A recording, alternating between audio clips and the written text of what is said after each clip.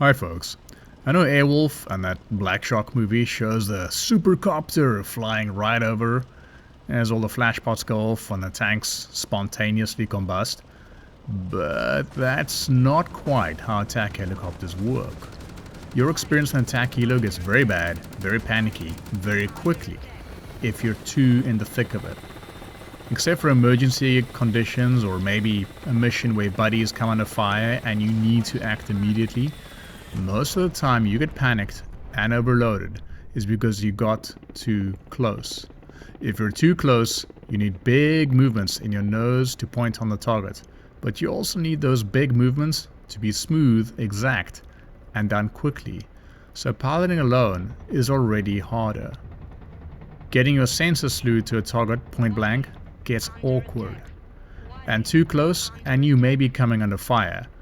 And even with all that super heavy spaced armor and Kevlar on the Shark, you want to avoid getting hit, moreover being shot at.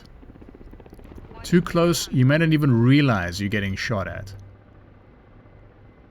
If you're flying too fast for the situation, or your ability to control it, then you'll find the helo will take forever to slow down to hover or landing.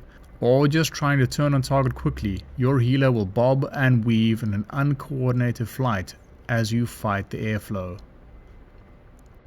If it's not your mission priority that you get your shot in immediately, don't target fixate. Don't get greedy. If you're too close, and especially if you're being shot at, break away to safety, circling back to engage from further away. Only if you have available focus, should you glance over to where the attack is coming from, maybe memorize the terrain and heading, and or engage your schwal there. Now, part of your benefits in the Shark is that you have long range, super fast vehicles, and extended range and caliber 30mm cannon that can aim, lead and wind correct. That, combined with your front facing sensors and all that side armor in your cockpit, makes you more of a sniper. See, sniper rifles become unwieldy and hard to scope something too close. Same as the Black Shark. You're looking through a narrow scope, but you have the reach to take out whatever you may scope. From a distance, when you're not getting shot at, everything calms down. You have more time to survey the area thoroughly, lock up targets, get your Shark facing at the target without wobbling around. And once it's stable, you'll need a few small adjustments when lining up with a new target. Now, speed doesn't do you any favors if you're still getting used to piloting. If you want to be less panicked, just slow down a smidgen. It'll make avoiding those trees easier when you're doing Nap of the Earth. And it'll help you get into that harbor or manageable sideslip with less struggle.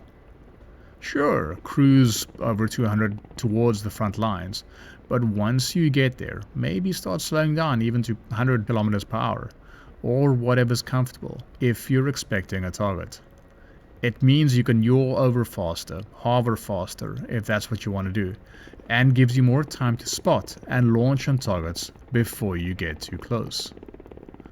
There are times speed and proximity are exactly what you want. Zooming by, you can dip into cover and dodge bullets better. From 1k, your cannon rounds can literally hit forwards you target.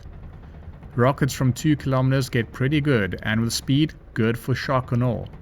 A vehicle from 5ks is going to get there in no time and with very high accuracy, targeting specific weak points on a tank. But you need to know that you're trading off standoff safety, reaction time, and the speed you can turn on target for that accuracy. Even when you do get the experience and calm to push the limits on proximity and speed, you still want to break away before you fly over the target. There's always a chance that something survived your attack and can take you out.